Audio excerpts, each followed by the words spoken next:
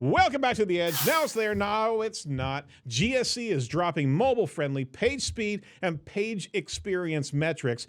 Did you wake up one Sunday, maybe this past one or Monday, with a bit of a budget freakout over your Facebook ads?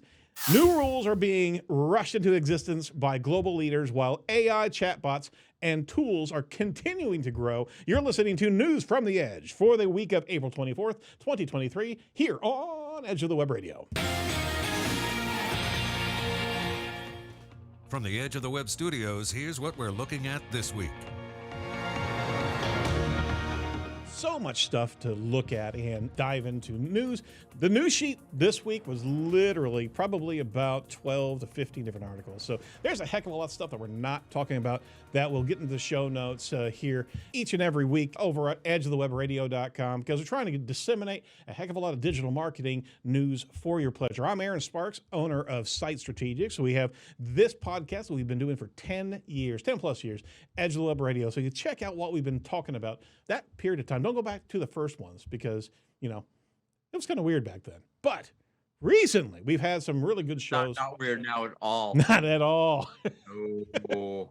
That is Mordy Oberstein. He's the head of SEO branding over at Wix. How you doing, sir? I'm doing weird. You are Evidently. Yeah, absolutely. You've been weird with us for like a couple of years now, right? It's like, is it 2-3 years? I don't even know. I think we're in the third year, if I'm not mistaken. Yeah, right after SMX, we started in Oh, that's right. Like 2020. 20. Yeah. Oh my gosh, you're right. Morty is our COVID. He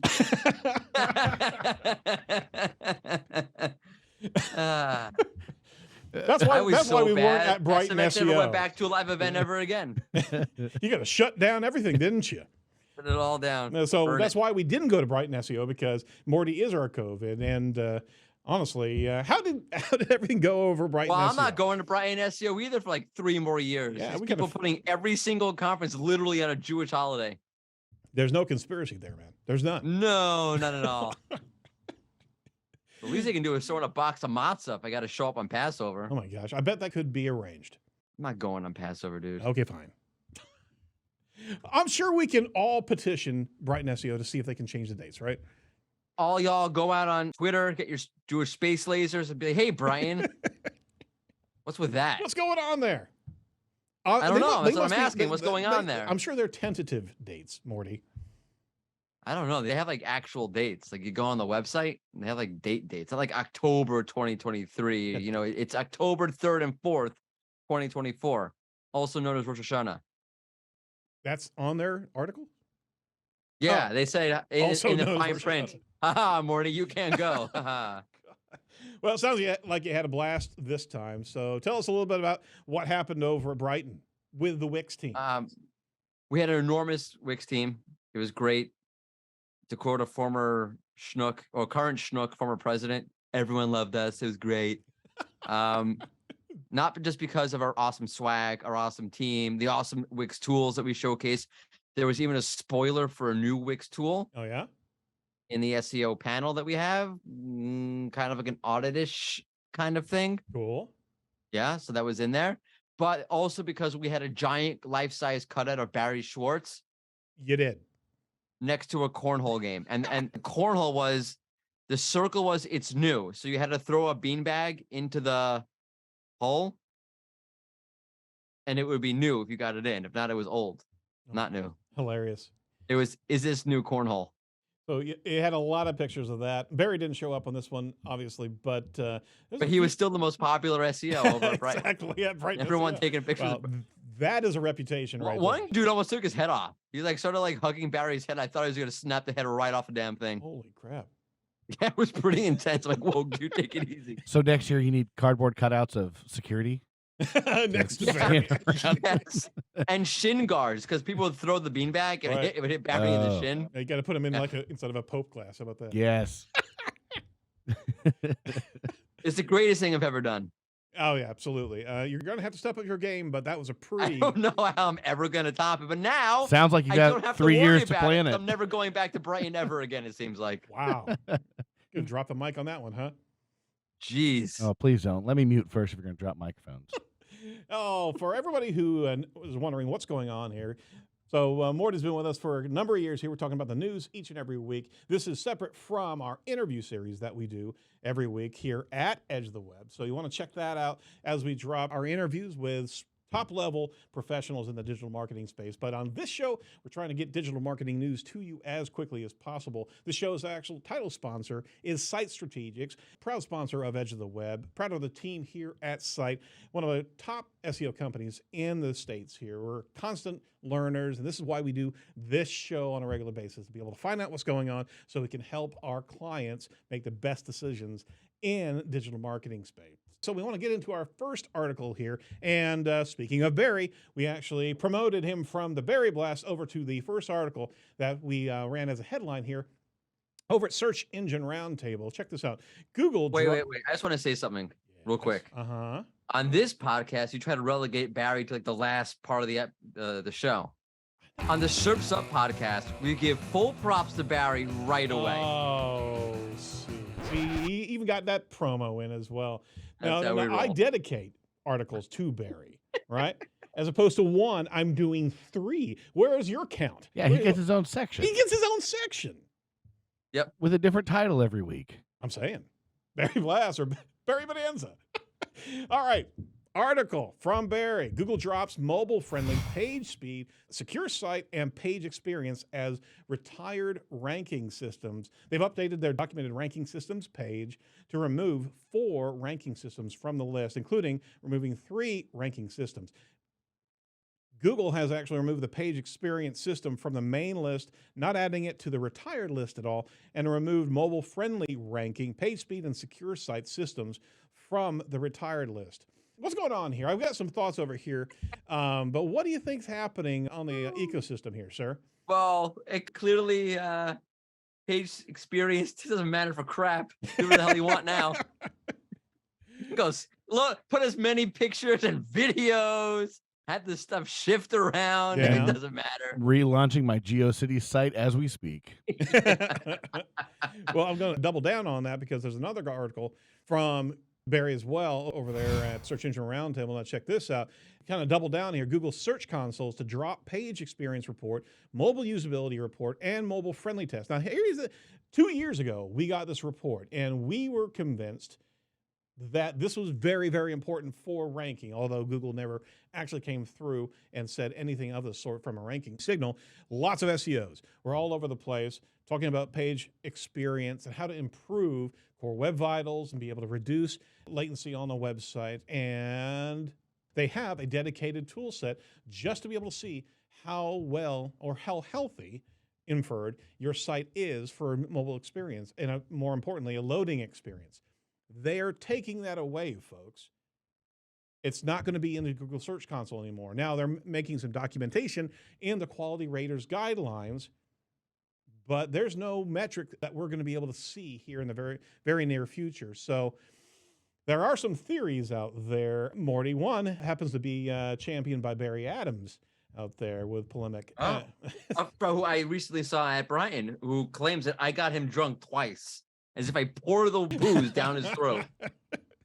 Yeah, I saw his tweet that hangover be damned, he's coming back in. Here's the deal. Barry's thinking that... Barry, I won't be able to get you drunk at Brighton anymore. Gosh, see, he's really milking that one. These are tentative dates. I'm sure they are. Calm down, calm down. All right, so Barry Adams thinks that, and has thought for a while, this has all been social engineering to change website behaviors of webmasters to be able to reduce the load speed and reduce the crawl cost that Google is incurring again for so many different sites, to be able to convince everybody that page experience matters, that they can actually lessen their financial footprint. What do you think about that? I think it's all a conspiracy to get us to adopt AMP. Right, Barry? For those who don't know, Barry hates AMP. Them's fighting words right there, yeah. Yeah. So what do we do with this? Because we've been investing in improving the speeds. At the same time, it's all for the good of the user. And even if it's not a ranking signal, it's good to be able to have a very quick site. And quick. Well, they said that Core Revise is still a ranking signal. Like it's not a ranking system. And Right. the page experience is not a ranking system, Right. a unified ranking system. But they're all still part of the algo, technically, Right. I guess. Not that they really had much of a punch when they were an official No, they ranking didn't. system. No, there was so never data out there that it was any micron of ranking performance. And Google doubled down. What does this mean for the page experience update? The page experience update was a concept to describe a set of key page experience aspects for site owners to focus on. In particular, it introduced Core Web Vitals as a new signal that our core ranking systems considered, to your point, right? I mean, I have a theory about this. Go for it. Because if you look, they added information about page experience to the helpful content update Yes, page, they did. which is, I don't know if we were going to cover that. Were we going to cover that? No, we weren't, but go ahead and cover it now. Okay, we're covering it now. It's all one story. It's all like Neil is, it Young really songs. is. They all Yep. sound the same. It's all one song. It's the Gestalt. Yeah, so they add right. They added. Thanks, Freud. They added. Oh, that's not really Freudian. It That's doesn't not matter. Freud, no. Yeah, it's not Freud, but it's psychology. So I had to say Freud. They added information about or guidance around the helpful content update regarding page experience. And in it, they say things like Core Web Vitals, but also is the main content hard to access? Right. That's interesting. That's a very broad definition of page experience. That's almost like usability. What I think happened is, this is just a theory, and I'm ginormously speculating, but it's interesting nonetheless, is that they redefined what page experience is to basically be equivalent to usability, Right. which obviously includes things like CLS, but it also includes things like how easy is it to access the content, which is the definition of usability. And because of that, you can't unify it in any way, shape, or form, not even a semblance. Like before, there was like a semblance of unification. There was the mobile-friendly aspect of it. There was the interstitial aspect. Oh, it's all one kind of page experience thing. But if page experience now means usability, then it's not anywhere near a semblance of being unified, in which case you have to remove it from the ranking systems page, which means that they are looking at things algorithmically. You see, because they're asking in the freaking helpful content update, they're looking at usability. How easy is it to access the content? Right. So I think page experience has been redefined as usability, which means you can't have as a one ranking system because it's almost like EEAT. It's being done by proxy by multiple aspects of the algorithm. So put that in your pipe and smoke it, Barry Adams. That's my theory. Shots fired. Shots fired. Aggressive show today. I really think so. I'm really upset about this Brighton thing. You know what we're not upset about? We're not upset about Site Strategics being a proud sponsor of Edge of the Web. Oh, I'm pissed. Pioneers in the agile digital marketing. Our core specialties are technical SEO, including Core Web Vitals, but maybe not for that very much longer. Conversion rate optimization focused on results-based marketing that works. So everything's guided by our show intake that we do each and every week here, learning the best tips and techniques to be able to improve organizations such as yours. So check that out. And hey, if you're interested in what we can do for you, just give us a call at 877-736-4932. What the heck were you tweeting just now? Nick Leroy said on Twitter, oh, this just means you can go to MozCon now. And I said, oh, I was just talking to Erin Sparks about this. That's funny. Live, real time. Okay. It's a cold read. Like, I don't need a tweet while you're cold reading. All right. Another article from Social Media Today from Andrew Hutchinson. This is something freaky. Facebook's ad systems error causes significant overspend on many, many accounts. A lot of advertisers woke up to a shock on Sunday morning. There's a bug in Meta's ad delivery causing significant overspend on a range of different accounts. These accounts represent millions upon millions of dollars from some of the top advertising agencies and firms. Some ad buyers reported CPMs up 200 to 500% versus the previous day. Yeah, that's not a bug. That's like a That's called robbery. That's not a bug. It's called theft. call it for what it really is. It's like, oh, where's my wallet? Toy? Yeah, jeez. As of 9:45 p.m. Eastern Time, Meta had actually reportedly fixed the problem, and all ad systems were functioning as normal again. Meta says it will communicate with impacted ad account managers directly in the coming days. Did they also cash the checks then? I think they cashed the check Okay. as well. We fixed it. Thank you for your payment. Thank you for the dollars. Thank you for your donation. It's all And a donations to the Zuckbot fund. Woo. Suckbot approves. Suckbot approves. Yikes. I mean, how do you just have a bug like that? I wish I had a bug like that. It's like Office Space. I was just going to say, was someone trying to move as they got the decimal wrong? I always do stupid stuff like that. That's funny. So Andrew Hudson over there, and there's a couple articles we're going to have on that. If you want to check out more about that ad system bug, it was kind of creepy. All of a sudden, those type of dollars that we're talking about, 500% increase in CPM. No. Yikes. All right. So, yeah, I know. Third article over at Political. Now, we don't don't get that political that often, but check this out. Over at Politico, AI's pandemonium leads global leaders scrambling. The lightning-fast arrival of chatbots and other eerily human AI tools, not unlike the Barry Cornhole experience, is triggering a sudden, anxious call for new rules to rein in a technology that's freaking a lot of people out. This is from Mark Scott over at Politico. So we're all trying to figure this thing out. And yes, I cannot have another one show without talking AI. I realize that. But the deal is that we're having a number of politicians, including the EU, jumping in and asking for new rules to be able to garner in, or at least be able to regulate so-called generative AI. And we talked about this, the AI dilemma from the Center of Humane Technology. Great video out there. Well, I'm in the show notes again. You got to check out what our responsibility is right now in this space. We got to get ahead of it. But here's the deal. Can we leave politicians and politicians alone? In fact, Chuck Schumer jumped in there and he's leading the charge to create new U.S. policies for AI regulation. How can we expect politicians who don't know what the internet is to actually regulate? Don't know what the internet is. I feel like I was going to jump right on that. Like, are these I the only same? have one question. Jacob knows it. Go for it. Is the AI connected to the Wi-Fi? That's right. I was going to say, is these the same people that wanted to know how TikTok works on Wi-Fi? Unbelievable. Is the AI tracking me right now on my phone? If I move over here by my colleague to the left. If I'm my colleague over here, are you tracking me if I move over here? Sir? Very good impression there. I reckon. Wow. These are the people who should be in charge of the people with no intelligence should be in charge of the artificial intelligence. Exactly. I got it. I understand. They are going to be the ones that are going to be Marjorie Taylor Greene. She can space laser the AI if it gets out of line. How in the world can you entrust this to a group of people that are so far behind that they have no idea what's moving and what's actually creating? I mean, this is the awning of Skynet. If this is the case, and you have people. I didn't know you were going to say it, or it would have been faster. I'm sorry. You're going to have the ones on the other side, the ones that are assisting Skynet to come into power. Yeah. This sounds like a movie. It really does. Yeah. Anyway. Those in charge that can do something don't know what to do. Absolutely. Yep. Obviously, there's a lot of concern here. I just picture them all around in a room, like running around frantic. Yeah. Screaming. The Keystone Cops.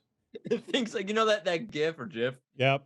The dude walks in at the pizza and there's like fire everywhere. That's what I imagine happening. God. Well, we're obviously going to be watching this, but the EU is coming up with a number of things. It's the Council of Europe's Convention on AI. It's going to be able to focus proposals like last year's White House blueprint for an AI Bill of Rights. That's what came through last year that didn't get passed yet, obviously.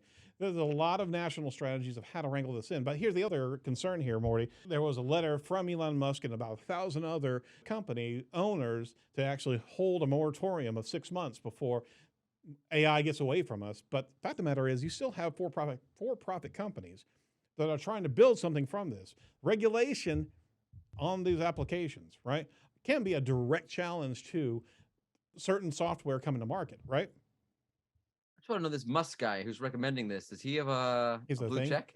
Does he have a blue check? I don't think so. Man, I think he's got a Doge check. See if he has a blue check. I don't know, because if he does, I don't trust him. That's right.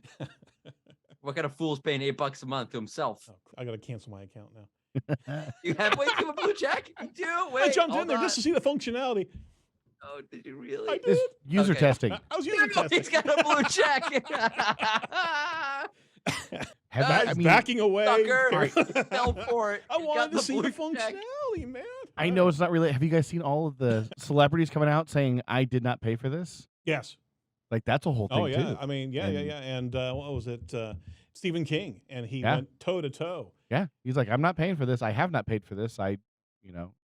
And he then said, Elon's like, donate you're my welcome. donate my $8 to the Ukraine, as well as hopefully you could donate a little bit more. And Musk comes back going, dude, I've donated $100 million to the Ukraine war, and literally in favor of the Ukrainians, obviously, as well as Starlink that's going over, and they've got it fully subsidized to be able to provide internet. Oh yeah. And I guess maybe Stephen King just sent some books over there. What? I don't know. Not getting into politics here, folks, but I mean, It's- I probably shouldn't have showed you that blue check because you're just going to do something. All right. I'm not gonna do anything. All I don't right, want. I don't all want to. Because people take us like way too seriously. Like, Right. oh, if you're a blue check, I don't want to get you in trouble or anything. I just wanted to see the functionality on there. I really did. Oh yeah, is it any good? Is it good? No, it sucks. Don't do it. Yeah. Okay. Hey, we're proud to have InLinks as a sponsor of Edge of the Web. I just saw Dixon over at How's he Brian. doing? How's he doing? Wonderful. He's a very nice gentleman. Dixon Jones and the team over at InLinks are constantly evolving their software for the good of all SEO. You got to check it out because entities are the major reason to be able to build around content now. Keywords are a thing of the past.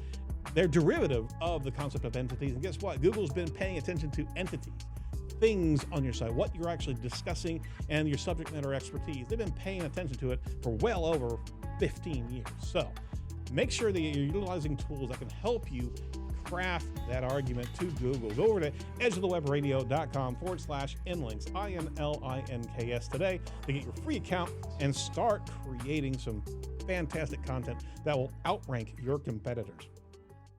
Barry's section. We're now in Barry's section, everybody. That's a new name for it. This is Barry's section. Barry Blast, Barry Barry what? Bonanza, Barry Bombardment, and now you're calling it Barry's section. No. We got to call it something else besides that. Barry Bombardment. Barry Bombardment? That's so negative. I think next week you should come in with a smoking jacket and a pipe, and we'll put on some classical music and do the Barry. How about a little bit of Barry White? Can we get away with that? Yes. Ooh. I like this. Oh, yeah. Put some Barry White music. Okay. You have a bowl of blueberries that you will eat from. Oh, my gosh. No, you guys are terrible. All right, so check it out. Over at Search Engine Land. If you don't know who Barry Schwartz is, welcome to the show. We've been talking about his articles for 10 years. Forever. Forever. All right. Yeah, so- if you don't know who he is, this is your first show. Well, Yes, it really is. So over at Search Engine Roundtable, also a site that's been around for a little while too, from Barry on April 20th. Here is what changed with the Google Helpful Content Guidance, Page Experience, and more. Again, around the same thing we're talking about here. Google's creating Helpful Content Guide, added a new section for Page Experience, and wrote, provide a great page experience. Google's core ranking systems look to reward content that provides a good page experience. To your point, Morty, site owners seeking to be successful with our system should not focus on only one or two aspects of page experience. Instead, check if you're providing an overall great page experience across many aspects. For more advice, see our page, Understanding Page Experience in Google search results. So they've retired it. They've taken it out of the ranking systems, right? And actually put them into the helpful content guide like you were talking about. So in lines of EAT, we have this holistic concept of usability as opposed to a load time or experience, right? Yep. Okay, thanks. Appreciate it. Okay, next article. Okay. If Barry Schwartz is listening to this podcast, he will know exactly why I can't talk right now. That's an inside joke. I can't. You're not going to even share that with us. All right. you broke Morty. I can't. Look at him. Didn't know. Yeah, he's over Clint. He's crying. I've been telling you. I don't even know. I don't even know how to explain this. It's totally random. Okay. But I'll send this to Barry. He'll get it. All right, fine. We're in the dark here, but you know what? As long as we're Completely, I cannot say completely in the dark. I know it's totally random. I can't stop. we broke Morty. We're going to take a break. He's over I Clint. need a minute. Oh my gosh. All right. Well, you take it easy. We'll go to the next article here. I think it's a good idea. Google reviews update heats up again. So on the 24th of April, he wrote, Google's April 2023 reviews update is now just almost 2 weeks out since it started rolling out. And while the update seemed to have started slow this past week, he says, we've seen some significant movement and volatility. This weekend was no exception, and we're seeing some big movement this weekend. He assumes it's related to the Google April 2023 reviews update, but who knows? And on top of that, there's a number of articles he's got over there that are linked to, I think Joey Hawkins was continually sharing information about what was happening there. Saw some major sites get hit hard, but it wasn't widespread as an update. It also hit the second week of the update, and they saw some tremors that seemed to have more widespread net and impacted more sites than it did in week one. So if you're looking for more information on the local update, or the reviews update, I should say, go check out our show notes. We'll have those linked as well. But there's some major volatility in certain areas, but it's not totally widespread. So I'm interested in seeing what type of industries actually got hit from this volatility.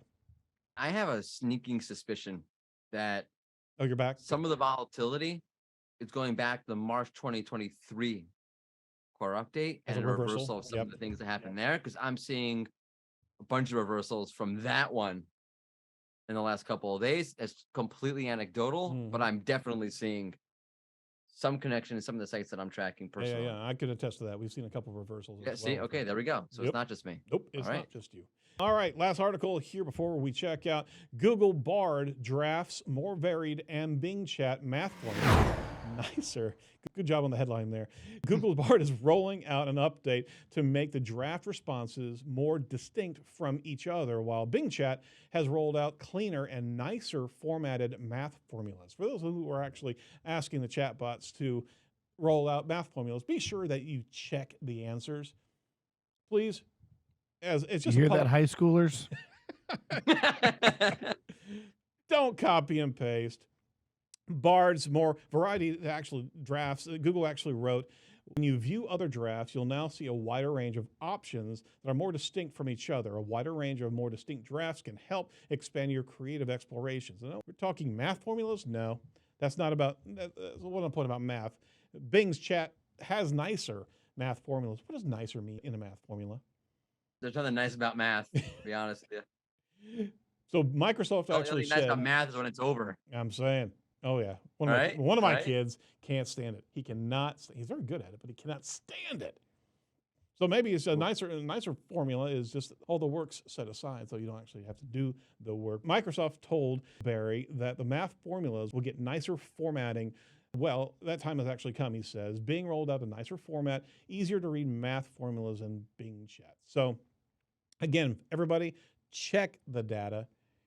Check the data. We actually were doing some experiments on Chat GPT here a little while ago. We're doing some research on a couple of things, seeing what was going to be happening, and it got everything wrong. I won't share all the nuances of what we were doing, but it was amazing how. That bad, huh? Oh my God.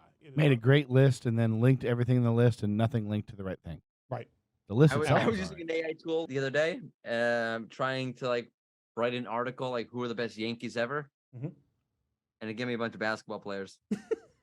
Yankees are a baseball team for those. Oh, thank you. I appreciate that. I'm not you. Oh, But that probably helped I'm too. talking It to, did, talking actually. to I'm our gonna- listeners. Note to self.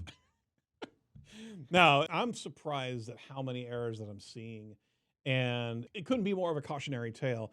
This thing is not what we think it is. I mean, there's some nuances, and it can create a lot of human speech from the fact-checking standpoint, right?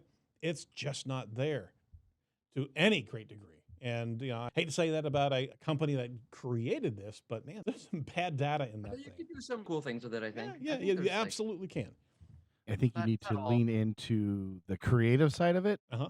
And yeah, if you're asking for anything that needs to be a fact, it's very risky. But if you're saying, That's a good one. like Right. I had We're I not- had it write a poem about SEO in the form of William Shakespeare. It was Exactly. great. It was great. It was funny. Oh, can you do one in the form of William Shatner? Ooh. That would be- That'd be a really long one.